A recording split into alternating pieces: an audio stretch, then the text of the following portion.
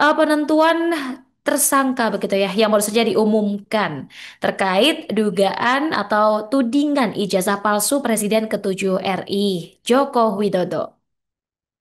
Dan kita juga sudah ketahui bersama ya Tribuners bahwa laporan ini sudah diumumkan siapa saja tersangkanya.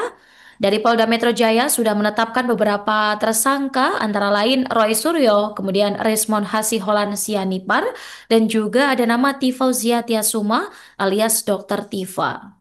Tapi Tribuners tak hanya tiga nama ini sebenarnya. Ada jumlah total mereka ini ada 8 orang. Dan pengumuman penetapan tersangka sudah dilaksanakan pada Jumat lalu. Nah, seusai penetapan Roy Suryo CS, ternyata kini muncul sebuah pembelaan yang dua sosok ini ternyata muncul dari purnawirawan TNI. Kabarnya sejumlah tokoh menyampaikan orasinya mendukung Roy Suryo dan 7 orang tersangka lainnya dalam menghadapi proses hukum dalam kasus tudingan ijazah palsu Presiden ke-7 RI Joko Widodo. Mereka menyampaikan orasinya ini satu persatu Tribuners dengan naik ke atas panggung secara bergantian. Dan ternyata agenda ini dilaksanakan di Aula DHN 45, Gedung Juang 45 Menteng, Jakarta Pusat pada Selasa hari ini ya Tribuners tanggal 11 November siang. Kemudian dua purnawirawan TNI yang terlibat dalam agenda ini yaitu mantan Komandan Jenderal Kopassus Mayor Jenderal TNI Purnawirawan Sunarko dan mantan anggota Badan Intelijen Negara Kolonel Infanteri Purnawirawan Sri Rajasa Chandra. Sunarko di atas podium menyampaikan kehadirannya ini dalam forum adalah untuk membela para aktivis, kemudian akademisi, dan peneliti dari kriminalisasi terkait kasus tudingan ijazah palsu Jokowi. Kemudian Sunarko juga mengaku yakin bahwa kedelapan orang yang telah ditetapkan sebagai tersangka oleh Polda Metro Jaya terkait kasus tersebut tidak melakukan tindak kriminal. Ia juga mengingatkan kepada Presiden Prabowo Subianto untuk tidak ikut-ikutan mendukung kriminalisasi terhadap 8 orang menyangkut kasus tudingan ijazah palsu Jokowi.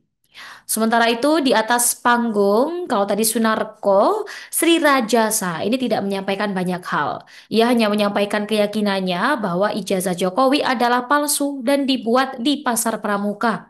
Selain itu dia juga menunjukkan 2 lembar kertas yang bertuliskan Free for Roy CS, People Power Now, dan juga Turn Back Jokowi.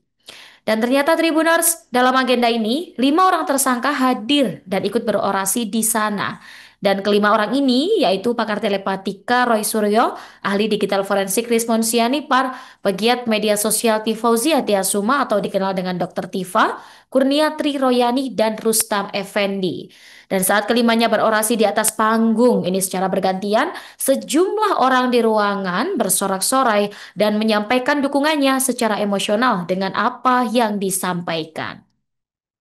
Nah, Tribuners, kalau tadi kita menyimak seputar pembelaan kepada Roy Suryo CS, ternyata kasus ini menyita perhatian para tokoh juga. Salah satunya adalah mantan Menteri Koordinator Bidang Politik Hukum dan HAM RI, Mahfud MD. Siapa sih yang nggak kenal sosok satu ini, Tribuners?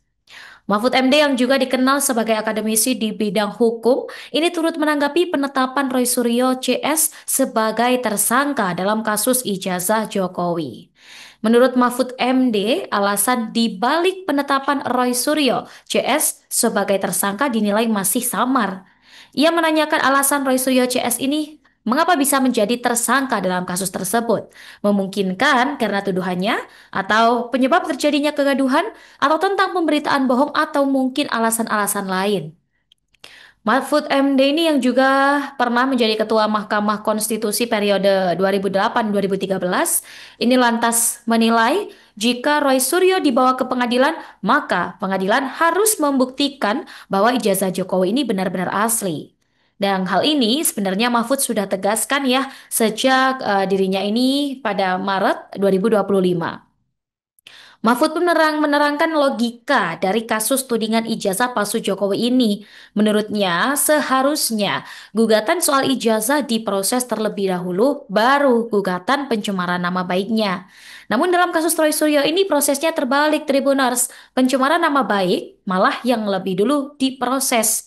Jadi Mahfud MD pun menjelaskan nantinya hakim dan penasehat hukum harus membalik logika kasus tersebut di pengadilan agar proses hukum berjalan sesuai koridornya.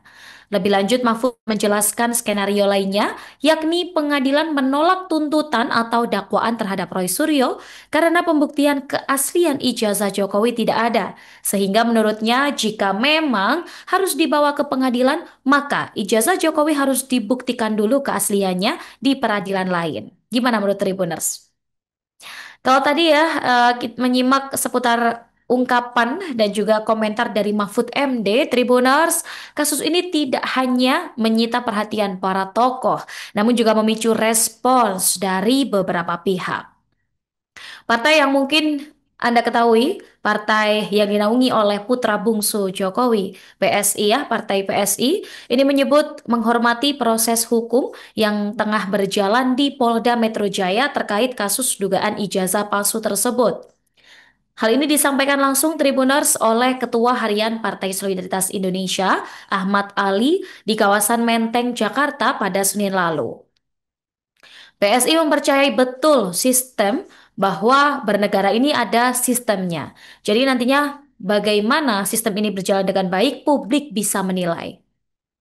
Meski demikian, Tribuners, Ahmad Ali meminta semua pihak untuk menghentikan tudingan terhadap Jokowi. Ia menegaskan Jokowi juga memiliki hak ya sebagai warga negara untuk dilindungi dari berbagai tuduhan yang belum terbukti. Ali yang mengatasnamakan PSI ini juga meminta siapapun untuk berhenti menjudge atau menuduh Jokowi. Apalagi mengatakan bahwa Jokowi telah mengkriminalisasi hukum, karena Jokowi juga memiliki hak untuk dilindungi. Lebih lanjut, Ali ini menyebutkan bahwa kebenaran tuduhan ijazah palsu akan diuji melalui proses peradilan, dan apabila tuduhan Roy Suryo dan kawan-kawan terbukti benar, maka aparat penegak hukum harus segera membebaskan mereka. Download Tribun X sekarang, menghadirkan lokal menjadi Indonesia.